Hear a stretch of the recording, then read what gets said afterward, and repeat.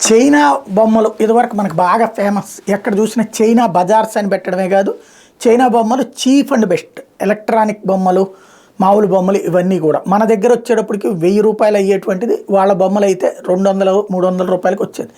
దాంతో అందరూ చైనా బొమ్మల మీద ఇంట్రెస్ట్ చూపెడుతూ ఉండేవాళ్ళు. అయితే నరేంద్ర మోడీ ఆ మధ్యన చైనా మన డోక్లాం దగ్గర రచ్చ చేసి మన దగ్గర ఉన్న గాల్వన్లో నొక్కేయడానికి ప్రయత్నించినప్పుడు చైనాకి షాక్ ఇవ్వడం కోసం దాంతో వ్యాపార కార్యకలాపాలు మ్యాక్సిమం, మొత్తం చేతకాలేదు కానీ మ్యాక్సిమం స్తంభింప చేసే ప్రయత్నం చేశాడు. అందులో భాగంగా చైనా నుంచి మనకు దిగుమతి అయ్యే ఏంటి, చైనాకి మనం ఎగుమతి చేసేది ఏంటి అన్నది లెక్కగట్టి చైనాకి మనం ఎగుమతి చేసే మాత్రం చేయండి, దిగుమతి చేసుకునే వాటిని మాత్రం తగ్గించుకోవాలంటూ ఆయా రంగాల్లో భారతదేశం మొత్తం మీద వివిధ రాష్ట్రాలలో ఆయా పరిశ్రమలు ప్రోత్సహించమన్నారు.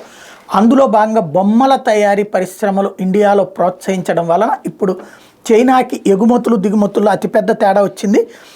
ప్రపంచ స్థాయి కంపెనీలు ఇందు కారణంగా భారతదేశానికి తరలిరావడంతో బొమ్మల ఎగుమతులు భారతదేశం ఇప్పుడు 239% పెరిగినాయి. అదే సందర్భంలో దిగుమతులు 52% తగ్గినాయి. ఇది టోటల్గా సాధించినటువంటిది. అనుకున్న తర్వాత సాధించాలి అన్నటువంటి లక్ష్యం, అది సాధించి చూపెట్టారనమాట.